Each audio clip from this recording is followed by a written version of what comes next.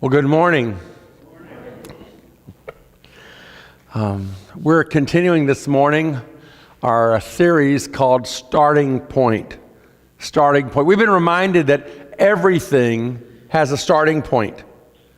And faith has a starting point as well. And that really is the focus of this series. What's the starting point for faith for many people? We've said that many of us as children, we adopted a certain framework of faith. And yet the reality is that for some of us along the way, that framework that we adopted as a child didn't survive the rigors of transitioning into adulthood.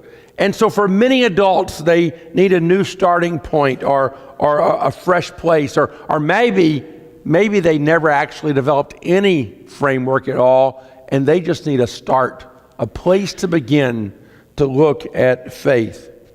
Well, the first week in this series, we talked about that the starting point for the Christian faith is a question. And we said the question that we all have to grapple with is who is Jesus? Who is Jesus? And some of you have been doing that. Some of you have been reading through the book of Mark, and each day I've been trying to post on Facebook and Twitter and also on YouVersion a verse that answers some way from each chapter a little bit about, or gives us a picture, an image of who Jesus is. And I hope you've maybe been noticing that or picking up on that. The second week, last week, we talked about our struggles with that word sin, and especially with the word sinner, and how we much prefer the word mistake. It just makes us more comfortable. It gives us a whole lot more wiggle room than that word sinner, to say that I'm a sinner. But there's something that we discovered along the way. You see, we can say we make mistakes, but in making mistakes, there's never room for something that every one of us desperately needs. And what we desperately need is forgiveness. And only when we come to that point in that place in our life where we're willing to admit and say, I'm a sinner, can we do that. And so we learned last week that Jesus gives us what mistakers can never get. He offers us forgiveness. Well, today's message is titled Sea of Glass. Sea of Glass. And in fact, today we're gonna sort of take a step back in time. We're gonna go way back, because we looked the first week about where the beginnings of the Christian faith, where did the first believers in following Jesus, where did it all start? And today we're going to talk about we're going to look at the story of faith, which has also a starting point. The story of faith that has a starting point. The reality is that you see all religious groups, all faith systems have a story of some sort behind them. There's people, there's events, and if maybe somewhere along the way you took a class in world religions and maybe you learned a little bit about that, about those starting points. But the reality is many of you probably don't know a whole lot about the history of Christianity, ancient or otherwise. Every couple years I actually teach a class on church history, and in 2 weekends we do a whirlwind tour of 2,000 years of church history. It's an amazing class. The first weekend we cover up to the Reformation, and the second weekend we go from the Reformation up to current times. And it's always just a wonder to try to cover all that in those 2 weekends. We tend, though, to be more concerned about getting God to answer our prayers and seeing our loved ones again, and we tend to focus on those areas rather than really wondering or exploring the foundations of our faith. Did you realize that the 3 largest faith traditions in the world actually all have the very same starting point? 3 largest faith traditions in the world all have the same starting point. These 3 faith traditions, they agree that somewhere in the past, God created a wonderful world. And that people came along, and we messed it up. They agree, you see, that sin entered the world. It entered the world through the bad behavior of people. They agree, these three groups agree that there was Adam and Eve, and whether you're willing to accept that as fact or just a storyline to talk about creation, whatever, all three religions point back to this one man and one woman. In fact, Muhammad referred to Adam as the first Muslim and the first prophet. Muslims believe that because the prophet Muhammad wrote that. Jews believe that story because Moses penned the Chronicles, those first 5 books they call the Torah, and we call often the law that's found in our Old Testament. Christians believe it because Jesus actually referenced Adam and Eve in the New Testament and talked about them. All three of these believe that this man and this woman messed up the wonderful creation that God had given them. And we all learned last week that sin has certainly infected all mankind. We were reminded that all of us have sinned, all of us have fallen short of God's glorious standard. And all three of these religious groups agree that God started his cleanup operation with one man. His name is Abraham. At Abraham, Islam and Judaism actually, they'll end up going their separate ways. Islam actually didn't appear for another 2,600 years after Abraham. And of course, about 2,000 years later, that with the appearance of Jesus, Christianity and Judaism will end up having a split. So today I want to talk to you a little bit about why Abraham is so important on your personal faith journey. Why does Abraham matter to us? Why is it a big deal? We're going to discover that because of Abraham, we'll get to see how God interacted with someone and how God interconnects with our lives. And we'll discover that in Abraham, we find the age-old struggle of, God, how am I doing? Where do I stand with you? Am I accepted or not? So let's talk today about Abraham and you. Abraham and you. You see, we've already declared that mankind had messed things up. In fact, the stories in Genesis record that at one point, God decides to do a whole do-over. And he sends a flood and wipes out all of mankind except for one family, the family of Noah. But it doesn't take long at all. All it takes is a vineyard and some wine to mess things up again. And the story just crumbles from there on as men and women continue to choose their own way and to sin. And God, in a lot of ways, as he looks down upon his creation, as he looks down upon mankind, is faced with a dilemma. God has a dilemma. What's he going to do? Things are in a mess. Let me share a little story that maybe will help you to understand just a teensy little microcosm of maybe the dilemma. This was several months ago, and I was back in our back bedroom area. We use it sort of as a den, office, catch-all room kind of thing. If you're not sure where it goes, that's where it goes probably. And I don't even know what I was in there doing or but I was just a little ways into the room, and something in the room fell. I can't even remember now what it was, but it was made out of glass. And it hit the floor, and it shattered, and it went everywhere. We had company coming. Our son and daughter-in-law and their dogs were coming. And so suddenly, they explored the whole house. Suddenly, there was glass everywhere. But the other problem is there I stood amongst all of that glass, and I didn't have shoes on.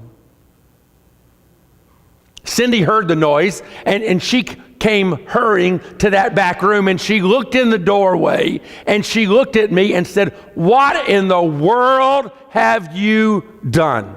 Look at the mess. We're getting ready for company, and look at the mess that you're made. I hope you can get yourself out of this mess." And she turned around and walked back to the front of the house. Do you believe that? She really didn't do that. Some of you maybe think she should have, but she didn't do that.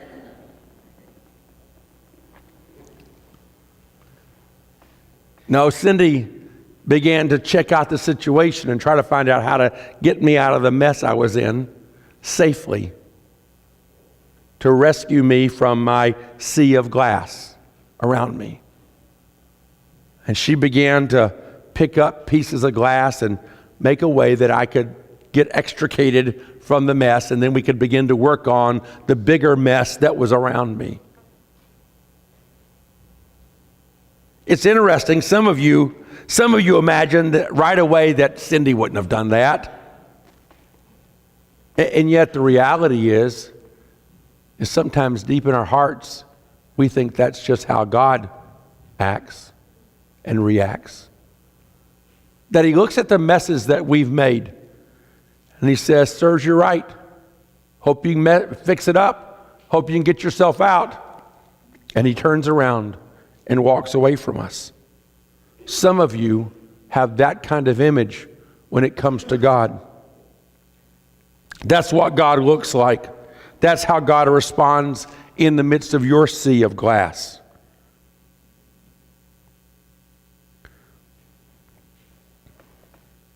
Why is that? Why is that we believe that about God when it is not true? You see, perhaps deep inside of us, there's things about God that we really don't understand, we really don't know. We need to discover a fresh view of him and of his graciousness and his love and his compassion and his care. That day, Cindy helped to get me out of the mess that I was in. And I want you to know this morning that God does too. You see, reality is in this historical story this morning that God had a choice to make. A choice he had to make as he looked at the mess that mankind had made, the kind of messes that we've made.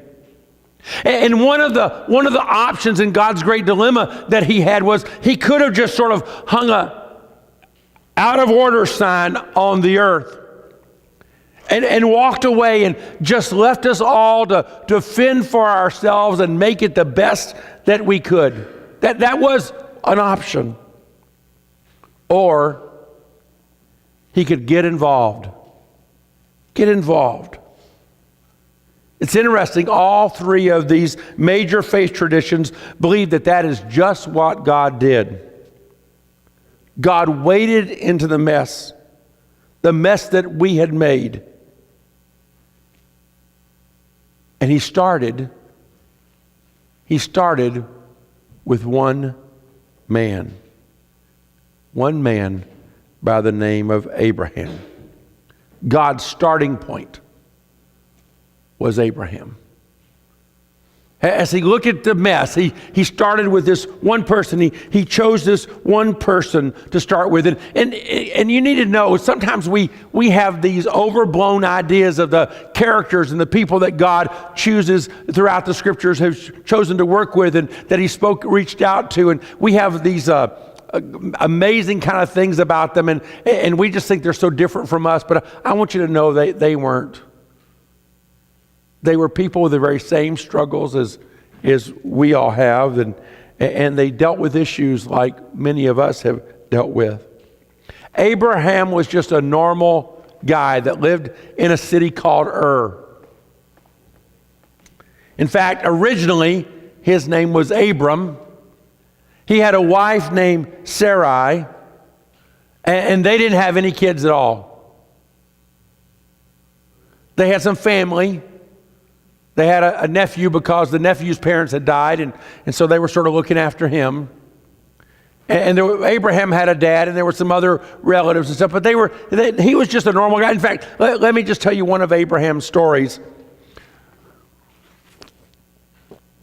At one point, Abraham and his family end up in Egypt. And though he's pretty old, Scripture says his wife was pretty hot looking. I mean, really desirable.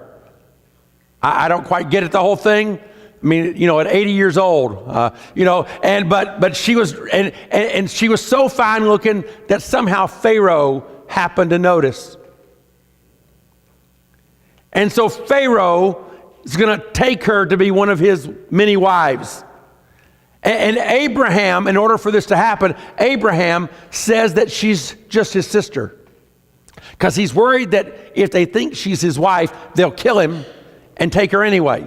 So she's just his sister. And sure enough, they take him, and all kinds of bad things happen to Pharaoh's household. And finally he says, why didn't you tell me this? And it's a mess. What's interesting is Abraham doesn't learn too well, because that's not the last time he'll pull that trick. He's a normal person who struggles with all kinds of things. And yet we're told in Scripture in Genesis chapter 12, verse 1, that the Lord had said to Abram, leave your native country, your relatives, and your father's family, and go to the land that I will show you. Abram, I just want you to leave all the stuff, the stuff that you're familiar with, the things that you do every day. I want you to leave all of it behind. I have a new start for you, a new starting point. And I want you to walk away from everything, all the security, all of the things that you've rested on and depended on. I'm going to ask you to go and to leave all of it behind and go to a place. He doesn't say where, just a place that I am going to show you. And Abram does that. He packs up his bag. He doesn't quite leave all of his father's family. He takes his dad with him, and he takes his nephew with him, and a sundry other servants and stuff like that. And they get a whole caravan, and they leave Ur, and they begin out on a trek, and they come to one town a ways north, and somehow they settle and they quit until after Abram's father dies. But they begin this journey. He begins this journey following God to wherever it is that God might take him. And then God appears to him and gets him out of where he settled in Haran and gets him moving again. But here in chapter 12, he says to them, he makes three promises to Abraham. And it tells us about those promises in verses 2 and 3 of Genesis chapter 12. I will make you into a great nation. I will bless you and make you famous, and you will be a blessing to others. I will bless those who bless you and curse those who treat you with contempt. All the families on earth will be blessed through you. So let's look at those three promises. The very first one is, I will make you into a great nation. I will make you into a great nation. And the Jewish people say, yep, that's us. That's us. We're a great nation. We've survived. We've survived all these years, all kinds of persecution and all kinds of troubles. We're the great nation that God was promising Abram about. And the Arabs, they'll say the very same thing. What do you mean? You're not the great nation. We're the great nation. We're the promised descendants of Abraham. We're the ones. And the reality is that they all are the descendants of Abraham. Out of Abraham came many different kingdoms and many different nations. And these are just two of them.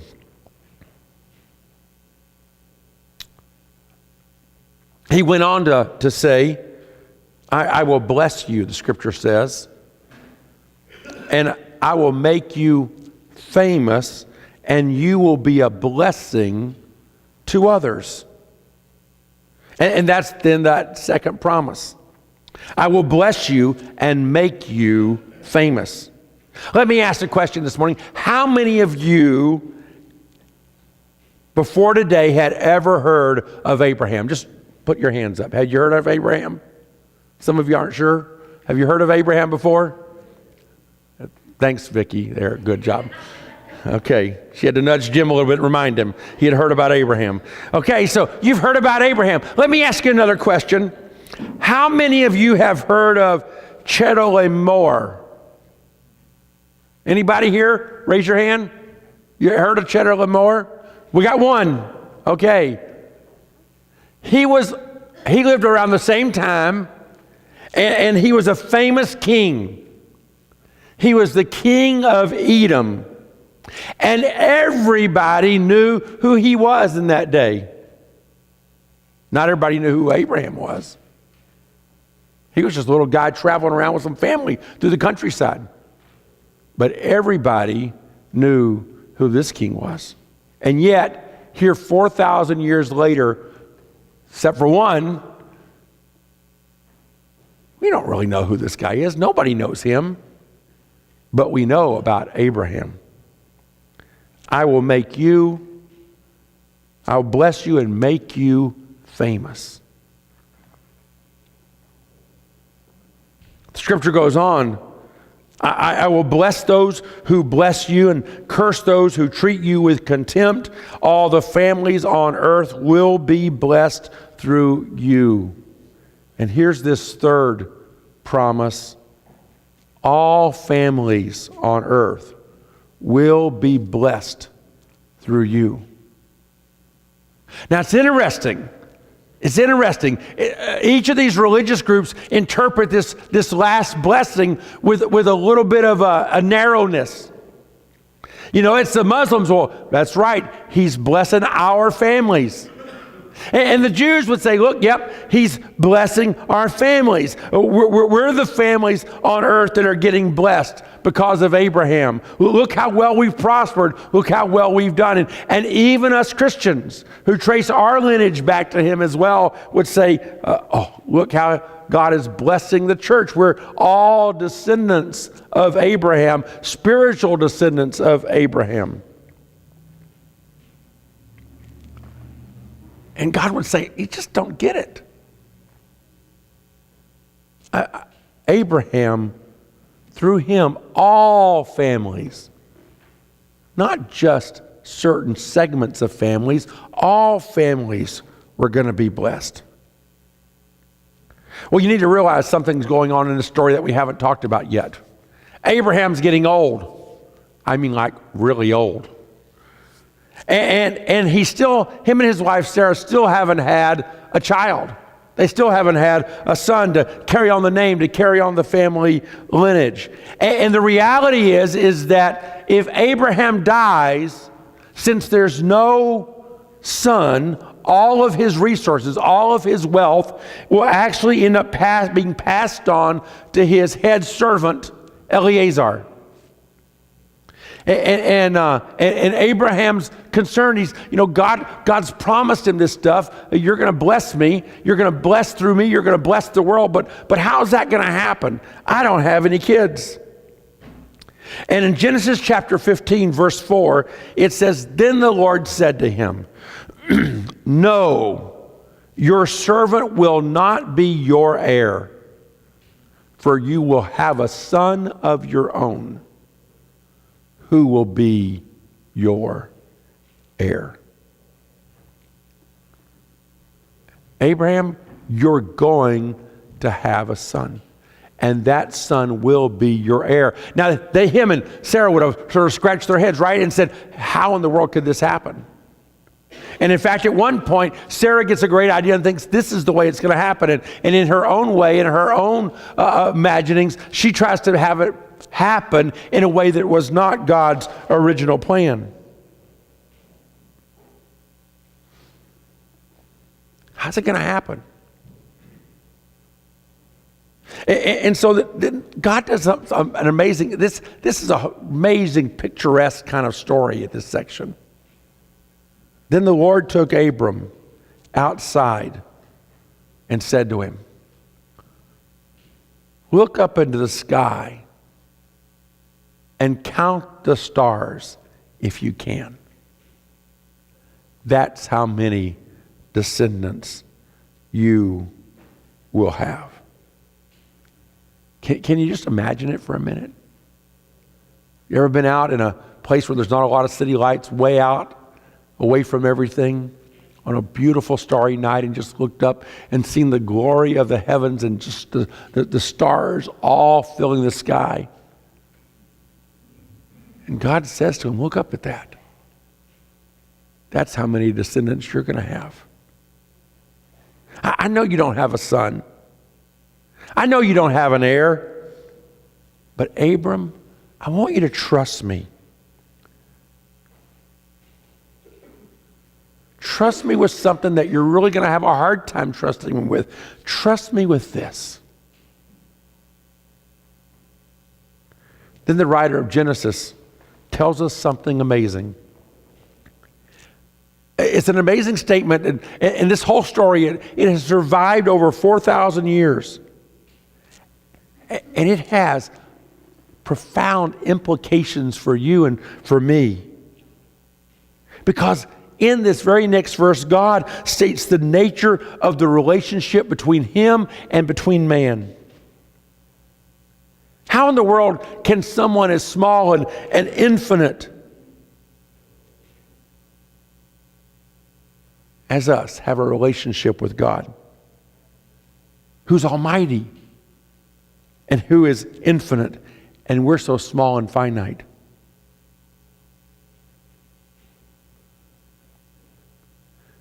You see, one of the struggles we often have in our life, one of the parts of putting this whole concept of faith together is we just wonder, can we know?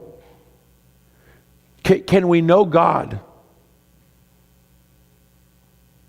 And in those three major religious groups that we've talked about, in for Muslims and Jews and Christians, they all go in three different directions when it comes to this.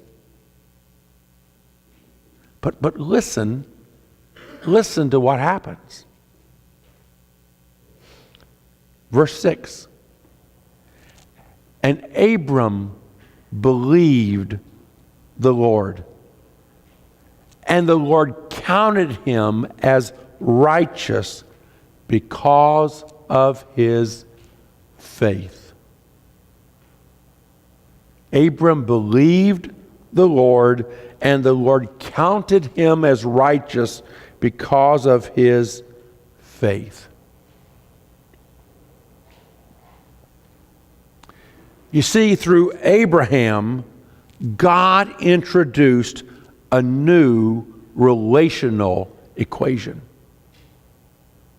A new way that this wandering for then and for the rest of history, this wondering of can we make a connection with God, God proclaims a new equation, a new way that it works. God made promises, commitments to Abram. And it says Abram believed it.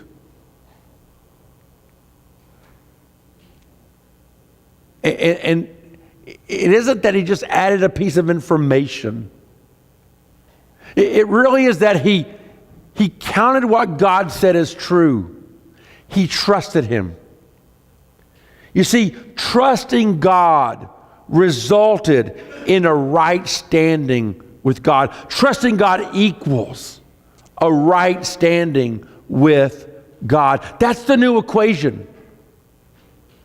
That Abram trusts what God has told him and responds to God in belief that this is true, and God credits to him, adds to his account a right standing with him in forming this relationship.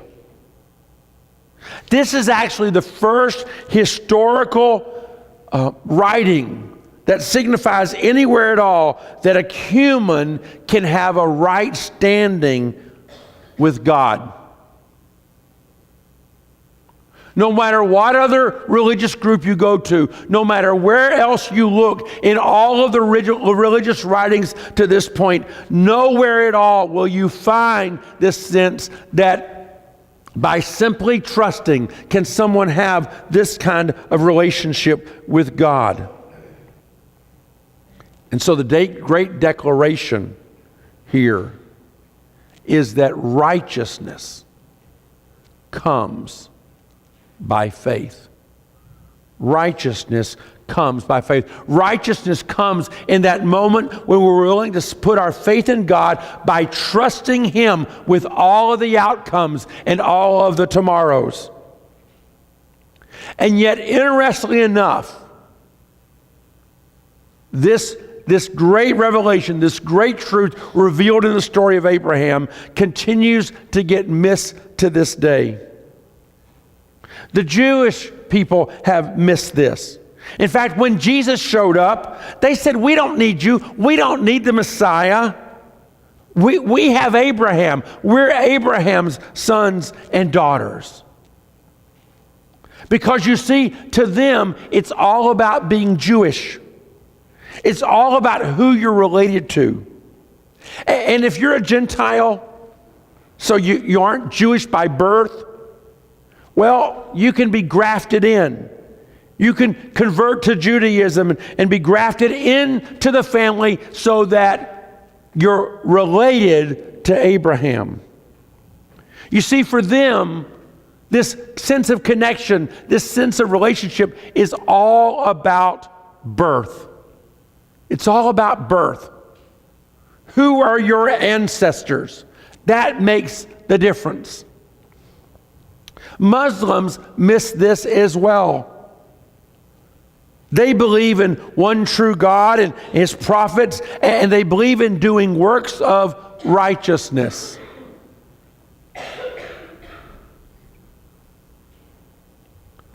And at the end of your life, Allah will measure your good works and your bad works, and He'll determine if you have a right standing or not. But you won't know it until the end.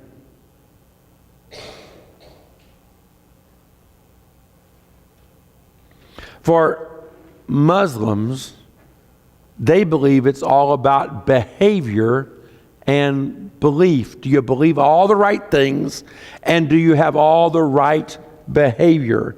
It's a works righteousness. What you do and what you believe is what matters. Now, Christians began debating this whole issue, pretty soon after the death of Jesus, the ascension of Jesus into heaven.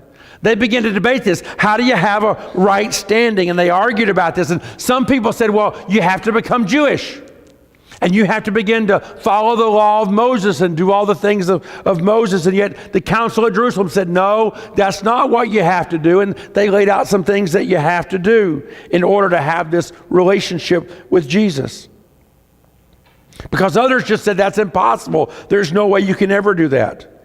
And the reality is if you'll study church history, you'll find that right on through the Reformation, the church has been split over this issue of how do we have a right standing with God?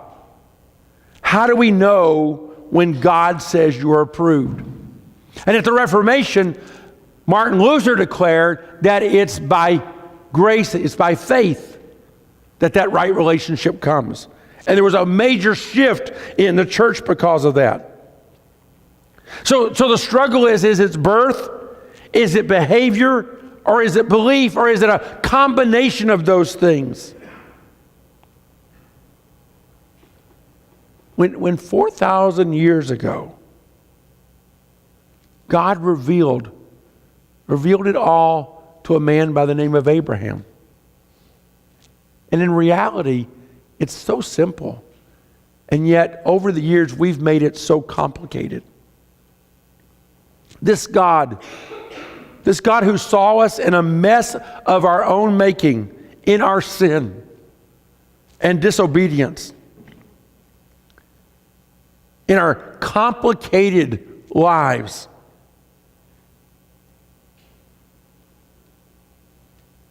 reached out as we wondered, could I even imagine calling upon God to help me in this mess? Does He even care at all? And God reached out. God said, you see, the key to being called righteous and approved has nothing at all to do with who you're related to. It's not even through your behavior, and it's not fully even just about your belief systems. It's founded upon trust. It's believing that I'll do for you what I said I'd do for you. It's that kind of relationship. It's that kind of connection. And almost everyone along the way, so many have just missed this. You see, the starting point for a relationship with God is trust. Because here's the thing, we can't fully answer the question from the first week, who is Jesus? Unless we're willing to extend some trust to God in order to believe.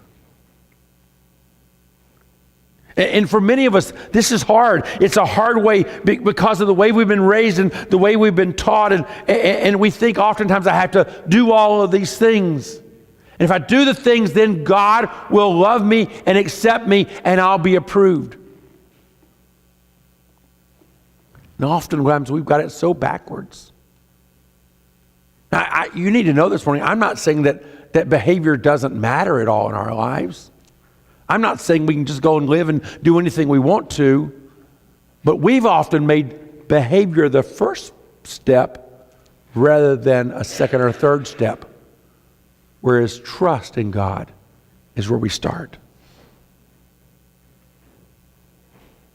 You see, there's no other place that we can be unconditionally loved simply based on trusting. Maybe some of you tried it. No other place except in God.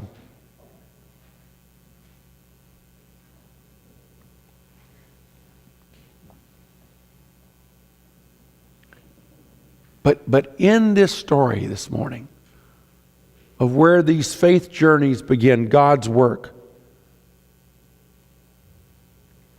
we see that was the key. Abraham trusted.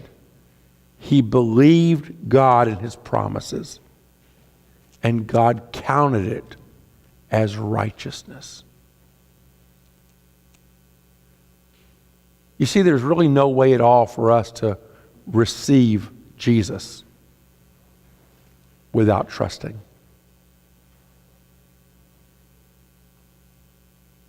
To put ourselves in His hands requires trust. And at some point in a journey of faith, if we're going to start again, or if we're going to start at all, we have to answer that question. Am I willing to trust God? Am I willing to trust God? And in coming to that decision will determine if we have a relationship with God or not. Because you can't have a relationship with someone that you do not trust. Think about it. You can't have a real relationship with someone that you do not trust. I want you to grab your connection card this morning, and I want to talk to you about some next steps of faith.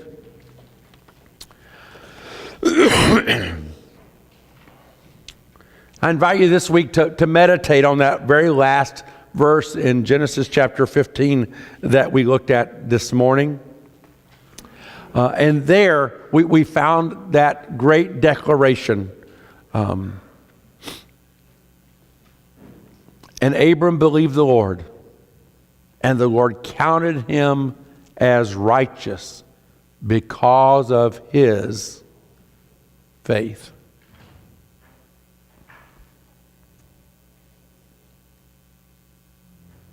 Focus on that this week.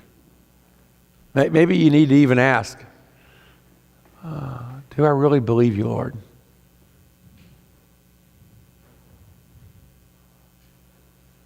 Do I believe you?